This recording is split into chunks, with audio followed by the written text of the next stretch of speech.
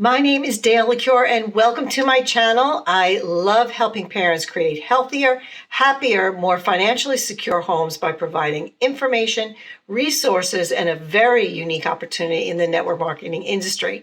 So go on and click that subscribe button so you don't miss out. All right, we are talking about gluten-free living today on this Wellness Wednesday. We're going to explore the benefits of free lifestyle, some of the impacts that gluten could have on you, and then Jennifer is going to share with you some recipes and things, easy ways to make gluten-free living, easier, right? Because I know that sometimes people find it a little bit challenging. So my name is Dale LaCure, and I love helping families create health and harmony using holistic mental wellness solutions. And gluten-free living seems to be a lot of people trying to follow this lifestyle. So Jennifer, just give us an idea why you started to do this, why this is important to you, and why you find this to be your life's calling, right? To educate people and help people really be able to do it in a simple way, not have it be so overwhelming. Absolutely. And it is overwhelming at first, right? So hi, everybody. My name is Jennifer Marcks. I am a gluten-free health coach, and I help moms and families understand and incorporate gluten-free living so that it just becomes routine. So you can actually wake up and just start living gluten-free, right? So I had this calling because, over 12 years ago, I had to live gluten-free. I found out finally all the things that were going on with me, all the belly bloating and the low energy and just doing simple things around the house, bringing a laundry basket up the stairs and collapsing and thinking I'm having a heart attack. And the doctor's like, "You're totally healthy." Well, no, nothing's wrong with you. And being told all these things, nothing's wrong with you. It's stress. I'm like, it's not stress. No, it's not stress. I think I'm eating something that's bothering me. No, it's not food. Food doesn't do that. Well, hello. We all know food does that. What we eat matters. You change your plate, you change your health, you change your life, because what you eat, what you put on your plate makes a huge difference. So very quick story. All of my things turned into, all right, you have a problem with gluten. What's gluten, right? Nobody around me knew what that was 11 years ago. No one had a clue. And even our doctors were figuring things out. I was not in an area. Now I live down the street from a celiac center and a doctor I can trust. But at the time, I didn't have anybody around me that knew. So I was a teacher and school administrator, and research is in my blood. So I dove in. And as I was reading everything, I thought, oh my gosh, this is my son. And oh my gosh, this is my daughter. And my son and daughter just had different health issues going on that when we put the pieces together, it was like, that's celiac disease. And I went to the pediatrician and she said, oh my gosh, you know what? I think you might be right, but I'm going to a conference this weekend. She was literally going that weekend. Wow. And she called me Sunday afternoon. She's like, oh my gosh, we're testing them. You are right on the dot. My son was very small. He turns 18 today and he towers over me. But this was when he was in first grade. And he was very small. I didn't think anything of it because I was always a small child. He grew 4 inches after going gluten-free. Whoa. Is in the first year. My daughter had vitiligo down her leg, which is the discoloring of your skin, which can spread throughout your whole body. Stopped in its tracks on her leg, never came back again. She had a lot of belly bloating, who knows a third grader that runs around and comes in after 5 minutes and is exhausted? No. I was a third grade teacher. Third graders have a lot of energy, so nothing made sense. Right. But they were tested for celiac disease, had celiac disease. We jumped in on our gluten-free diet with our whole family. And so now that's over 11 years ago. And things, I was thinking I was going to go back to being a teacher again once I stopped being home with my kids. And I was like, no, I need to help other people learn how to live gluten-free, because everybody I met, I don't know what to do, right? I have celiac disease. I don't know what to do. Or, gluten bothers me, but I don't know how to do this. And it's overwhelming. I'm not going to lie. It is overwhelming when you're told you have to break up with one of your favorite things, right? People think pasta and bread. It's a lot more than that. But right, those are staples on the American diet plate, right? So getting a new mindset and all of that. But that led me to become a health coach, which led me to helping moms and families learn how to live gluten-free with ease. So you wake up and you're living throughout your day and you're not stressing over, how do I do this? Right. So let me just go back a little bit. First of all, kudos to you for becoming your own doctor and doing your own research. Doctors don't know everything, and I feel like we know our bodies better than anyone else, and you know if something's not right. So kudos to you for that. And I would encourage everyone to really be your own doctor. If you know that something is not right and your doctor is telling you you're fine, like continue to do your research and explore that it's not right. Like if you don't feel good, it's not right. So I know that there's a difference between celiac and being gluten sensitive. So let's just do that real quick, and then we'll go into what you can do to make it easier for people. Yeah. Okay. Absolutely. So you have celiac disease and you have gluten intolerance. And gluten intolerance is a real thing. People like to poo-poo it. Oh, you're just sensitive. You still have all the reactions and all the problems that come along with celiac disease. It's not as serious, right? But you still treat it as it is, because that can become celiac disease. That can become more so as you go down the line. Okay. So whether you have celiac disease or gluten intolerance, I suggest you follow a complete 100% gluten-free diet and lifestyle moving forward, for sure. Okay. All right. So let's talk about how you can make it easier. Where are some of the hidden glutens? Because people know pasta and bread, like you said, right? So where is some of the other gluten hidden that we should watch out for? Right. And that's what stops people in their tracks, because you have hidden gluten and then you have cross-contamination and you have lots of issues. All of the issues come back, right? So we can backtrack to how is gluten impacting you, right? But the hidden gluten gets you. The hidden gluten is in your soy sauce. It's in your spices. It's in the communion wafer at church, and even in your lotions and your shampoos and things like that. That does irritate some people. And there's studies on both sides that say, no, it couldn't penetrate your skin. But then you talk to the person who has the rashes, right? And they don't eat gluten and it goes away. So gluten impacts us in so many ways that you need to understand that first, right?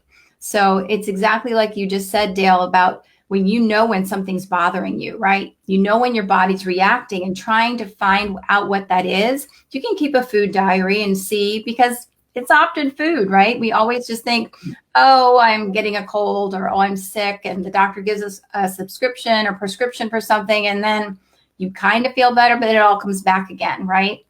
Look at what you're eating.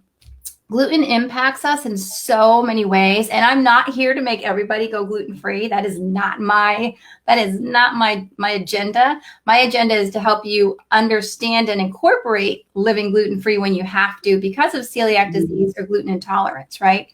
But gluten can impact us with headaches, with belly bloating and gas, and maybe not leaving the bathroom for a really long time, right? Not wanting to leave your home because you can't get out of the bathroom. All that intestinal issues. You have rashes, you have neuropathy when your hands and your feet go numb.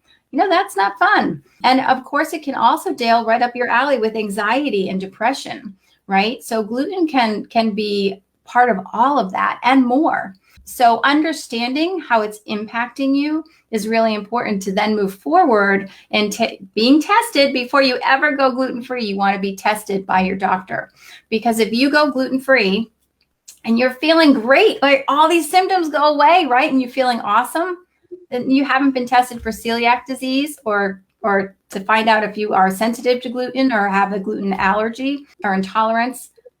You're going to have to go back to eating gluten. And you're not going to want to do that after you've been gluten-free and you feel great, right?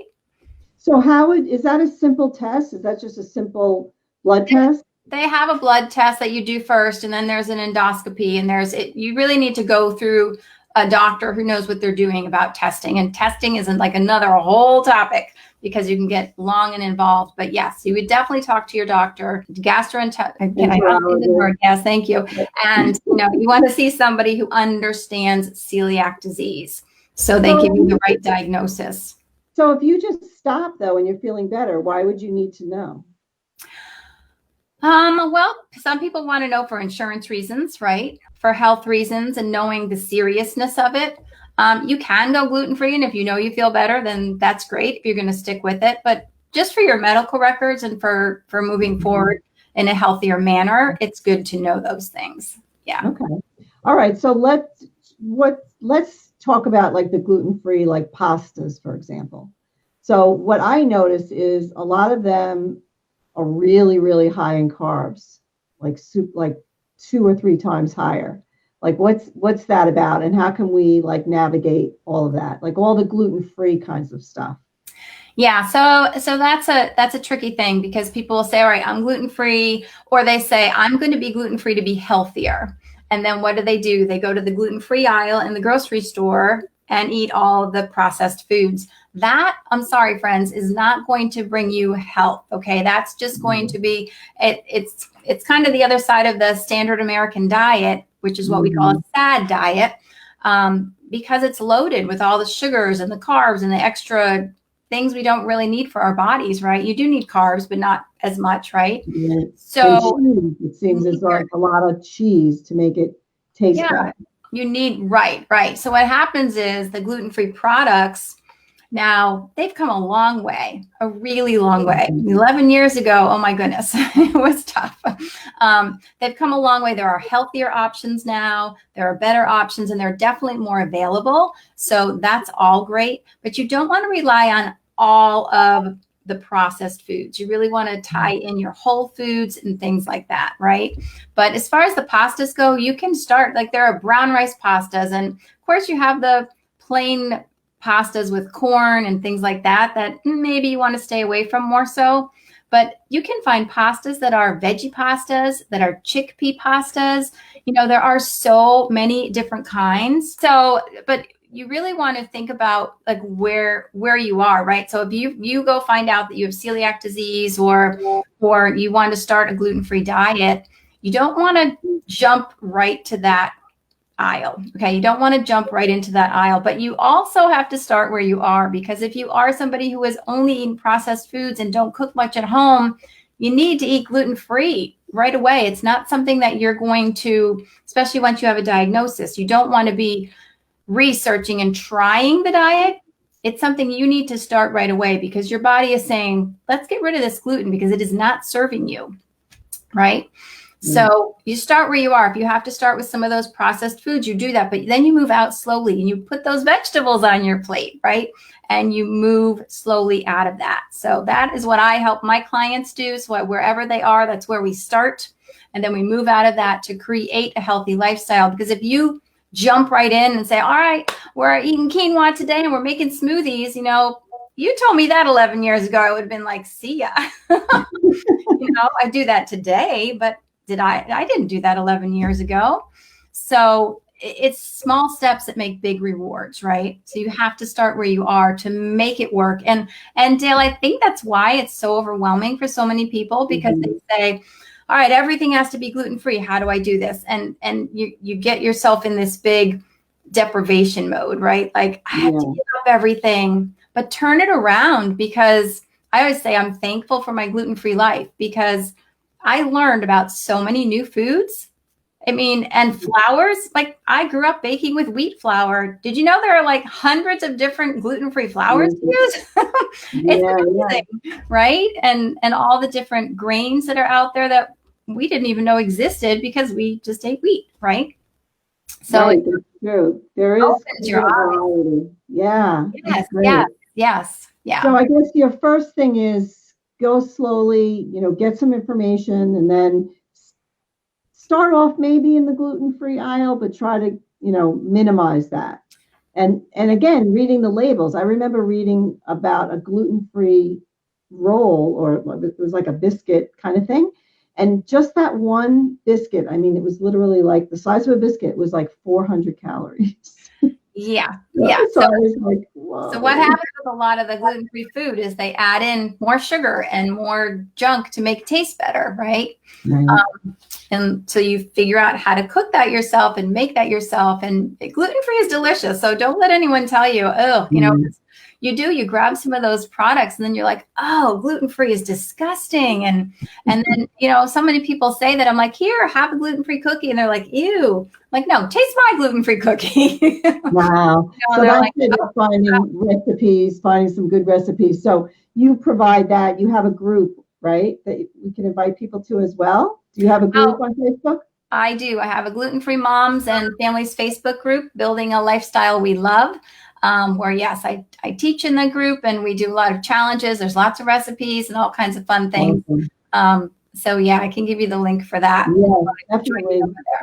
Yeah, definitely do that. That would be a great place to start because there's a lot of great information in there, I would assume. And recipes, yeah, that would be the way to go. I mean, not only are they healthier, but it's a lot cheaper when you're making your own stuff. Absolutely. Yeah. Absolutely. So awesome. This is great. Well, thank you so much for being with me today on this Wellness Wednesday. Such good information because I know there are a lot of people that are wanting to go gluten-free, but then they go to the gluten-free aisle and they're not really liking the choices. So if you can give us more recipes and more choices, and that would be the way to go. So it was great to have you today. This was really good information. I appreciate it. All right. Well, thanks again. And we'll put that link to Jennifer's group in there. What is the name of the group again? Gluten-Free Moms, Building a Life We Love. Perfect. Love it. All right. Well, thanks for being with me here today. I hope you found value in this. Let your friends know that there is hope out there. There is guidance. I feel like we have to educate ourselves and we have to reach out for resources.